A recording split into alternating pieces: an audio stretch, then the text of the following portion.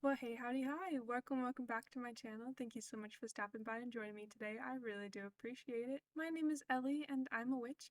This over here is my teaching assistant, Andy. Today is Tuesday, and on my channel, that means it is tea time and true crime. Today's tea, guess we'll start with that. Today's tea is a mint tea, and today's true crime case is H.H. Holmes and the Murder Castle. If you're not interested in true crime, however, I do have two other series on my channel that you may be interested in.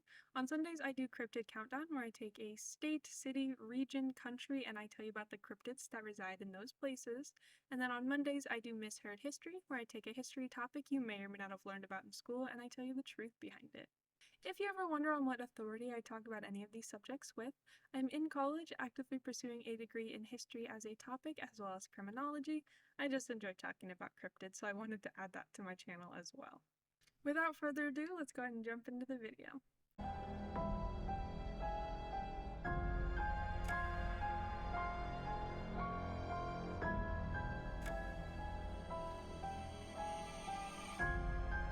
So before I get started, I did just want to give a slight trigger warning. I will be talking about murder, abortions, mutilation, and then death of children.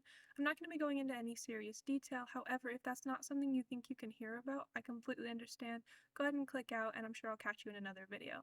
For those of you who do decide to stick around, let's go ahead and jump into talking about H.H. Holmes.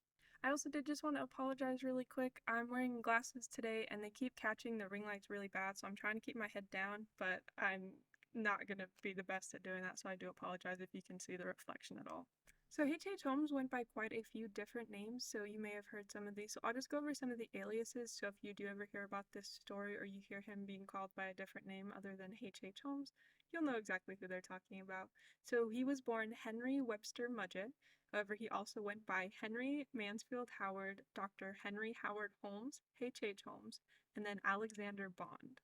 H.H. Holmes was born on May 16th of 1861 in Gilmanton, New Hampshire. His parents were Levi Horton Mudgett and Theodate Page Price. He had two older siblings, Ellen and Arthur, as well as two younger siblings, Henry and Mary.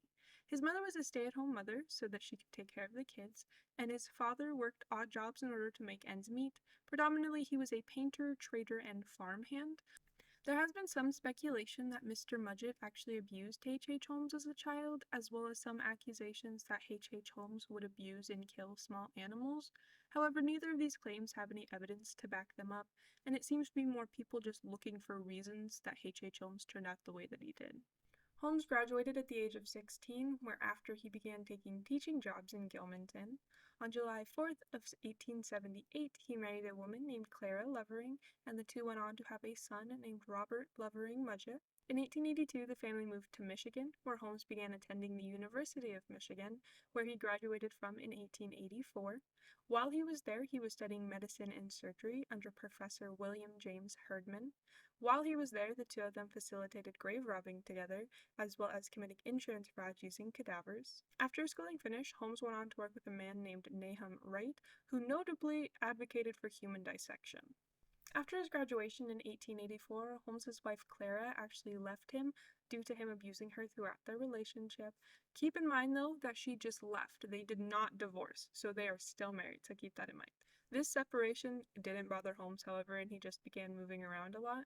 His first stop was New York, where he was actually accused of the kidnap and murder of a young boy who had actually last been seen with Holmes. He very adamantly denied this, of course. However, he quickly left town. After that, he moved to Philadelphia, Pennsylvania, where he began working at Norristown State Hospital. This only lasted a few days, however, where he began working at a local drugstore. At this local drugstore, a young boy died after taking a prescription medication that Holmes had sold him. Once again, Holmes denied any involvement, however, he quickly moved to Chicago following the death. It was after he moved to Chicago that he actually changed his name to Henry Howard Holmes, or H.H. Holmes, in order to avoid detection from any of his previous scam victims. In 1886, Holmes actually went on to marry a woman named Myrta Belknap, and as I said before, he was still married to Clara at the time. It wasn't until 3 weeks after this new marriage that Holmes finally filed for divorce, and in his petition for divorce, he listed the reason as Clara having cheated on him. However, he provided no evidence of this, and the divorce case was actually dropped by the court. It's unlikely that Clara even knew that Holmes had filed for divorce, so once again, he is still married to two women. Holmes and Myrna went on to have a child together named Lucy Theodate Holmes. She was born July 4th of 1889. 5 years later, in 1894, Holmes actually married a third woman, Georginia Yoke, in Denver, Colorado, but he never filed for divorce from the other two, so at one point in his life, he was married to 3 women simultaneously. While in Chicago, Holmes began working at a local drugstore owned by Elizabeth Horton and her husband. Holmes actually eventually bought this drugstore from the Hortons, and there has been some speculation that he killed the Hortons in order to obtain the drugstore. However, both Hortons outlived Holmes and were never harmed. In 1887, Holmes actually purchased the lot across the street from the drugstore, and he began construction on a mixed-use building. The mixed use referring to the ground floor being a drugstore and the upper level being apartments. The first death in the building was recorded in 1891 when a creditor of Holmes, John Debrulé, died of apoplexy in the building. However, nothing came of this, and later a third story as well as a basement was added in 1892. And if you're unaware, apoplexy refers to the bleeding into or loss of blood flow to an organ. Most accounts of the murder castle say that Holmes built his hotel as a maze of rooms, some of which were to trap people. There was trapdoors, a crematorium, quicklime graves, and the list goes on. The alleged point of the murder castle was that Holmes could lure in strangers, kill them, and then use their bodies for insurance fraud. And while he did admit to selling skeletons to medical schools, he only ever said that he got those from grave robbing. The murder castle was just a hotel. There were a few hidden rooms that Holmes had added, but that was just to store furniture that Holmes had bought on credit, but never intended to pay for. Unfortunately, there was a fire that gutted the building, set by 2 arsonists that were never caught. The building was partially rebuilt and used as a post office until 1938. The murder castle was not the only building that Holmes owned. He also owned a glass factory. However, upon inspection, it appears that the furnaces never contained any glass, so it's believed that they were just used to burn evidence of Holmes's crimes. So now that we've gone through a little bit of Holmes's life, let's go and talk about the murders that he committed. Holmes's earliest murder is that of his mistress Julia Smythe. Julia, her husband Ned Isilius Connor, and their daughter Pearl all stayed at the hotel while Ned worked the jewelry counter in the drugstore. As soon as Ned found out about the affair, however, he quit his job and left the hotel. Julia and Pearl stayed behind so Julia could continue her affair with Holmes. Julia and Pearl unfortunately disappeared Christmas Eve of 1891. Holmes claimed that Julia died while he was performing an abortion on her, and while the mortality rates for an abortion at the time were exceptionally high, it's unlikely that Holmes had the correct training in order to even perform an abortion, so it seems to be more of a cover-up just for the murder. Holmes claimed that he poisoned Pearl in order to cover up for her mother's death, just in case she had seen anything. Unfortunately, part of a child's skeleton was later found in the cellar, and when it was dated, it seemed to be about the same age that Pearl was when she disappeared. Emmeline Segrande disappeared in December of 1892, which was the same year she started working for Holmes. The rumors are that she fell pregnant by Holmes and was another victim of the abortion gone wrong story. 2 more victims were Minnie Williams, who actually met Holmes in an unemployment office where he offered her a job. Soon after she began working for him, her sister Annie came to visit, at which point both sisters disappeared. Unfortunately, the previous 3 women mentioned, their bodies have never been found, so what they died of, or if they were murdered, will remain unknown. Holmes didn't always work alone, though. While Holmes was working in a chemical bank factory, he ran into a man named Benjamin Pitzel. Pitzel was there to sell a minecart that he invented, and when he ran into Holmes, they struck up a conversation, a friendship, and later a partnership. Holmes also had help from Marion Hedgepath, a person who he had met in jail. At the time, Holmes was charged with selling mortgaged goods, and Marion was in jail for 25 years for an undisclosed crime. Holmes offered Marion $500 in exchange for the name of a lawyer who could be trusted. The name that he received was Jephthah Howe. The reason he needed this lawyer was because Holmes wanted to commit an insurance fraud. This time, he was going to fake his own death.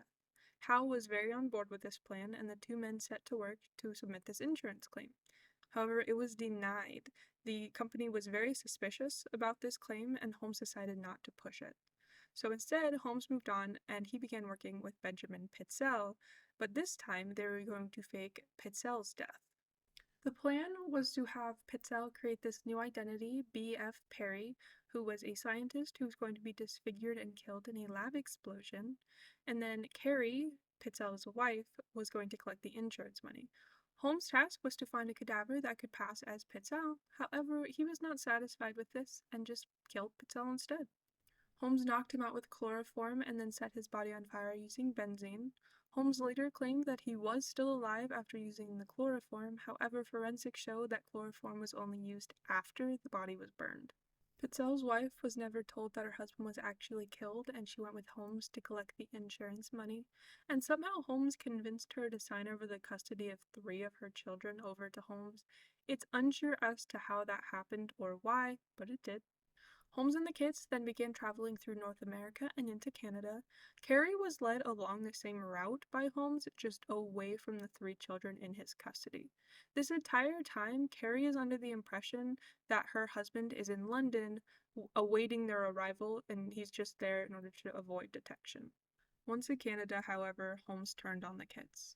He admitted to using a large trunk that he drilled a hole into and inserted a tube into that hole, and that is how he administered the gas that asphyxiated 2 of the 3 children. Later excavations of the home found bone and teeth in the chimney of the 3rd Pitzel child. Holmes was finally arrested in 1894. He was being held for horse theft in Texas, although authorities were a little bit suspicious given how ready he seemed to flee the country. In July of the following year, 1895, Alice and Nellie Pitzel's bodies were found, and that began further investigation into Holmes. That same year, he was put on trial for the murder of Benjamin Pitzel, a crime for which he was found guilty and sentenced to death. After the trial, he confessed to 27 different murders, spanning through Chicago, Indianapolis, and Toronto. However, most of these victims were found alive and well. He had also confessed to 6 attempted murders, and Hart's newspaper went as far as to pay Holmes $7,500 for his confession. However, the confession was complete and utter nonsense.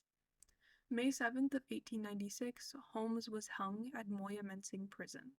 He was said to have been calm through the whole proceedings, only asking that his coffin be encased in cement and buried 10 feet down so that grave robbers could not dig up his body and dissect it. The hanging did not go smoothly, as his neck did not break when the platform dropped out from under him. It took him 15 minutes to asphyxiate. Upon his death, his body was interned in an unmarked grave in Holy Cross Cemetery in Eden, Pennsylvania, his coffin encased in cement. That's all I have for you today. I hope you enjoyed that. It was definitely an interesting one for me. I'm very sad my tea went cold though, so it's kind of hard to drink it now. If you did enjoy this video, if you want to hit that thumbs up, I really would appreciate that. And if you didn't enjoy it, hit that dislike button and let me know what you think I could improve in the future in the comments. I really appreciate that as well. I have some fun cases coming up next week. I don't know off the top of my head what it is, but I'll put it on screen when I figure it out. But yeah, if you're not interested in true crime, again, I do have 2 other series. And if you are interested in true crime and history and cryptids, perfect, my channel's great for you. This has been an interesting one to research. I thought it was going to be a lot cooler because the murder castle thing, but it just ended up being a hotel that people died at, so it wasn't as cool. But it was still definitely really interesting to kind of see where Holmes came from and how he had kind of an ordinary life. He just ended up being a terrible person. But yeah, I don't really have much else to say for you guys today. Make sure you say hi to Andy in the comments, and I will see you next time. Bye!